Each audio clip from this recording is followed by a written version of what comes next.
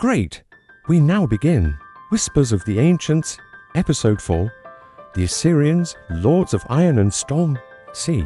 2500 to 609 BCE, northern Mesopotamia, before empires knew how to rule by fear. Before walls trembled at the name of a king, there came a people who carved their authority into the bones of mountains and the silence of rivers. They were not poets of peace, they were stormwalkers. They were Assyrians, born in the highlands of northern Mesopotamia where the Tigris runs swift and wild. They became masters of siege, of order, of terror, of civilization. Their kings called themselves lions, their palaces roared with carved violence, and their scribes etched power into the clay like thunder into sky. They were not loved, but they were obeyed.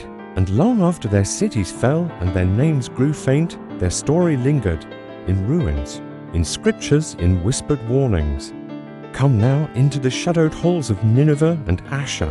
Come and witness the rise and the wrath of the Assyrian Empire. 1. In the cradle of storms. Origins of Assyria. The Assyrians did not spring suddenly from war. They began, like many Mesopotamian civilizations, as humble city dwellers along the upper Tigris River. By c. 2500 BCE. The city of Ashur, named for the god Ashur, stood as a trade post and shrine, surrounded by mountains with access to Anatolia and the Zagros. The Assyrians were both merchants and warriors. Early on, they borrowed Sumerian script, Akkadian language and cultural traditions, but the mountains made them different, harder, leaner, watchful. As Sumer and Akkad flourished in the south, Assyria observed and waited. Their day of empire would come. But first they would learn how to survive. 2. God of the mountain, Ashur and the Assyrian. So, at the center of every Assyrian king's chest beat the name of a god, Ashur. Unlike the lush, love-struck gods of southern Mesopotamia, Ashur was a deity of the heights, of war and kingship. He was not merely worshipped, he was served. To expand Assyria was to serve Ashur. To conquer cities, topple idols, and install Assyrian order, this was not ambition, but divine duty. Every campaign was a holy war, every siege a sermon, every king a chosen arm of his god. Ashur did not bless passivity. He demanded glory. 3. From traders to titans. The old Assyrian kingdom, in the early 2nd millennium BCE, Assyrian merchants established trade colonies across Anatolia. At Kultip-Kanish, they built warehouses and courts, sending tin, textiles, and silver between mountains and rivers. This network of legal contracts, family firms, and caravans was meticulous, run by Assyrian scribes with astonishing attention to detail. These were not brutes, they were brilliant economists, strategists, record keepers, and behind the ledgers. The idea of Assyrian identity began to form not just in Ashur, but across the north, an identity of order, precision, and purpose. Are you fascinated by the rise of these forgotten empires? Like, subscribe, and comment below which ancient warriors or lost cities do you want us to uncover in future episodes? For the Middle Assyrian Machine, Expansion and Law. By c. 1400 BCE, Assyria was no longer content to trade. It began to conquer. Kings like Ashurbanipal I and Tukulti-9 drove southward, smashing rivals, absorbing Babylon and establishing a centralized administration, from taxes to temples, grain to gold. The Assyrians controlled. Their empire was among the first true bureaucratic states in history, and with empire came law. The Middle Assyrian laws were harsh, patriarchal, precise. Crimes were punished with maiming or execution. Honor was enforced with terror, but they weren't chaotic, they were coded, structured, and etched in stone. To be Assyrian was to know your role, to obey or be broken. 5. Iron and blood, the rise of the Neo-Assyrian Empire. Then came the Age of Titans. By c. 900 BCE, Assyria entered its Neo-Assyrian phase and the world would never be the same. Under kings like Adad-nirari-II, Ashurbanipal II, and the infamous Tiglath-Pileser III, the Assyrians began an unprecedented campaign of empire building. They wielded iron weapons, disciplined ranks, and terrifying siege engines. Cities were flattened, rivers were dyed red, captured kings were paraded in chains, their people deported. their gods shattered. The Assyrians were not subtle, but they were unmatched. Their inscriptions boast of impaled rebels, flayed generals, and pyramids of skulls. But these horrors were not madness, they were messages. Resist, they said, and this will be your fate. 6. Walls of majesty, the splendor of Kalhu and Nineveh. Power needs monuments. Under Ashurbanipal, a new capital rose Kalhu. Nimrod, a city carved to terrify and dazzle. There, he built the Northwest Palace, flanked by winged colossal guardian spirits with the heads of men and the bodies of lions. Inside, walls glazed with bas-reliefs of kings hunting lions, of divine favor, of brutal campaigns rendered in exquisite detail. Later kings would shift the capital to Nineveh, transforming it into a crown of civilization with libraries, gardens, and temples. Yet even these centers of learning sat beneath the shadow of war. Every sculpture, every stone whispered the same warning. Behold Assyria and tremble. Point 7. Lion hunters, symbols of power and control. The lion hunt was no mere sport in Assyria. It was ritual theater, staged within royal parks' vast enclosures where captured lions were released into the arena. The king stood alone, armed with bow and spear. He would face the beast, wound it, kill it, and proclaim dominion. But the real audience wasn't the lion, it was the empire. The lion symbolized chaos, foreign enemies, and the untamed world. The king, in slaying it, enacted the eternal drama of order over disorder, civilization over wildness. Stone carvings immortalized the moment muscles taut, arrows mid-flight, blood etched in stone. This was not just kingship, this was divinity on display. 8. Chariots, archers, and war machines. The Assyrian army was a machine of terrifying precision. They were among the first to employ a standing army, a permanent force of trained soldiers, ready for conquest at any time. Their forces included chariot corps with spoked wheels and archers' cavalry divisions, trained for hit-and-run precision siege engineers who built battering rams, towers, and used sappers to undermine city walls. Discipline was fanatical, logistics were brilliant, and their psychological warfare relentless. Before a siege, they'd issue terms, surrender and live, or resist and be annihilated. Many chose surrender. Those who didn't became cautionary tales. 9. Deportation and control.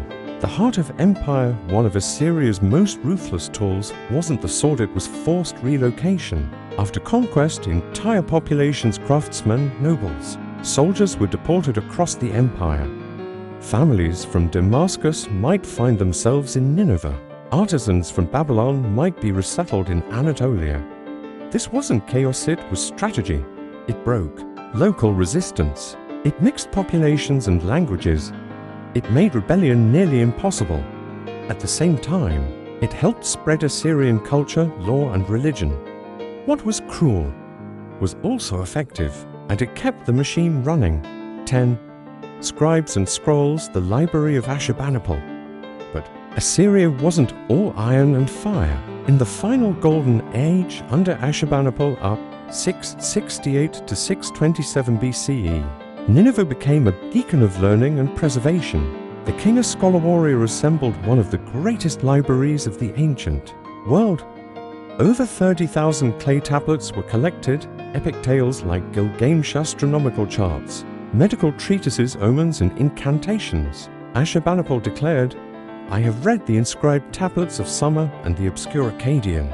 He was a conqueror who also respected knowledge, thanks to his vision. Many ancient texts survived the fires of history, even as his empire stood on the brink of collapse. 11. The divine and the fearsome gods of Assyria. Above every campaign, every city, every king stood Ashur. Ashur was not merely a god of war, he was war, the living embodiment of conquest and divine will. The king fought not for himself but as Ashur's earthly arm. Temples to Ashur, Ishtar, Nabu, and Shamash filled the empire. In them, priests chanted hymns, interpreted omens, and performed sacrifices to ensure cosmic harmony. Ishtar, the goddess of love and battle, was both seductress and slayer, a symbol of Assyria's dual nature, beauty gilded in blood. Religion was not a private affair, it was public, state-driven, and inseparable from power. To disobey the king was to offend the gods. To resist Assyria was to rebel against heaven. 12. Shadows over Babylon, the southern thorn. No, empire can rest easy with Babylon on the horizon. Though frequently conquered, the ancient southern city remained a source of unrest, identity, and resistance. The Babylonians, proud and poetic, refused to be simply absorbed again and again. Revolts flared in the south, and each time the Assyrians crushed them with fire, sword, and forced loyalty. But it was a war of souls as much as soldiers. Assyrians wanted Babylon's glory. Babylonians wanted their independence. This cultural tug-of-war would one day help unravel the threads of the empire itself. 13. Ashurbanipal, the scholar king and the silent decay. Ashurbanipal stands like a paradox on history's stage. A ruthless warlord who flayed rebels alive. A lover of books, who collected libraries as others collected cities. Under him, Assyria reached its greatest, territorial extent stretching from the Nile to the Persian Gulf. But even as Nineveh gleamed and victories piled high, the foundation cracked. His brother Shamash-Shumukin, the puppet king of Babylon, rebelled, sparking a horrific civil war that scorched the land. The conflict ended with Babylon in flames, and Ashurbanipal's soul shadowed. He spent his final, yet silent, rarely appearing in public. The lion hunter grew weary of blood. 14. The fall when the gods looked away. Empires don't fall in a single night. They rot from within and are swept away by the wind. After Ashurbanipal, weak rulers followed. The provinces boiled. Enemies encircled like wolves, sensing weakness. In 612 BCE, a coalition of Babylonians, Medes, and Scythians descended upon Nineveh. The city resisted, but the gods had turned away. After a brutal siege, the capital burned. Temples crumbled. Palaces collapsed. Libraries turned to ash and clay dust. The Lamassu, once proud at the gates, were buried in rubble. The empire that ruled for 3 centuries ceased to be.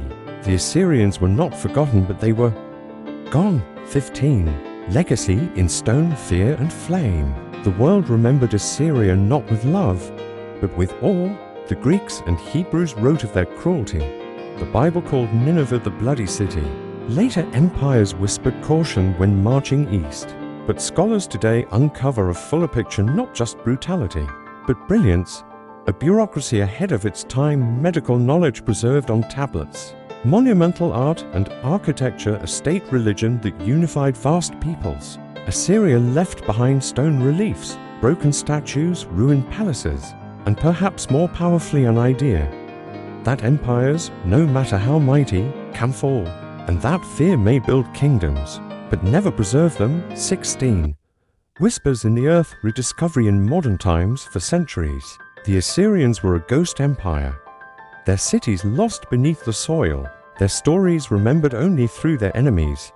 But in the 19th century, the ground spoke again. British and French explorers barter layered, and others dug into the mounds of Nimrud, Nineveh, and Dasharakin. What they found shocked the world. Giant Lamassu statues carved panels of war and worship, entire palaces buried beneath centuries of silence. And then, in the ruins of Nineveh, they found a treasure like no other. Ashurbanipal's library, the first of its kind. Thousands of cuneiform tablets, clay echoes of a civilization reborn in knowledge. The Assyrians had returned not in war, but in word. 17. The flame and the scribe, the gift of preservation. In the ashes of conquest, the Assyrians preserved the past. Because of their scribes, we know the tales of Gilgamesh, the restless king, Sumerian hymns and Akkadian prayers, mathematical tables, star charts, and medical guides. What they copied, they immortalized. What they archived, they rescued from oblivion. They may have ruled through iron and blood, but their scribes were guardians of memory. Without them, vast stretches of humanity's early story would be lost. Assyria, in its fall, left behind the keys to older worlds. 18. Lessons from a fallen colossus. What can we learn from the Assyrians? That power unchecked, brutal, relentless, burns bright but dies fast. That fear may win obedience but never loyalty. That conquest may bring riches but not peace. That greatness, when not tempered with wisdom, leads to hubris and hubris to ruin, but also that knowledge matters, that even empires forged in war can carry the torch of civilization, that every tablet, every statue, every broken wall still speaks. The Assyrians are gone, but their echo is with us still in museums, in libraries, and in the whispers of the ancients. 19. The echoes in us, Assyria's living legacy, in many ways. The modern world still carries Assyria's fingerprints. Their administrative systems echo in modern governance. Their art-inspired classical empires and biblical imagination. Their myths influenced later storytelling. Their approach to empire ruthless efficiency was studied by rulers for millennia. The capital cities they built, Nineveh, Nimrud, Dasharkin, still lie beneath Iraqi soil, damaged, looted, but not forgotten. Their descendants, the Assyrian people, still live on as a resilient cultural and religious minority-speaking Neo-Aramaic, bearing ancient Christian traditions and remembering the glory and pain of their past. Assyria lives on not in conquest, but in culture. 20. The final whisper, lords of iron, children of dust. So ends the tale of the Assyrians. They called themselves lords of the world, chosen of the gods, and for a time they were. But the storm they wielded could not be caged. Their cities fell, their statues toppled, their glory was buried beneath the sand. But from that dust came stories etched in clay, carved in stone, whispered through the ages. They remind us that no power is eternal, that even kings must bow to time, and that the truest legacy is not dominion, but remembrance. This was Assyria, born of iron, crowned in storm, returned to dust, yet never forgotten. You've just witnessed episode 4 of Whispers of the Ancients, the Assyrians, Lords of Iron and Storm. If this journey stirred something in your soul, like this video, comment with your thoughts, or the next ancient tale you'd like told, subscribe to travel further into time's forgotten empires. The wind still carries their whispers, and we are here to listen.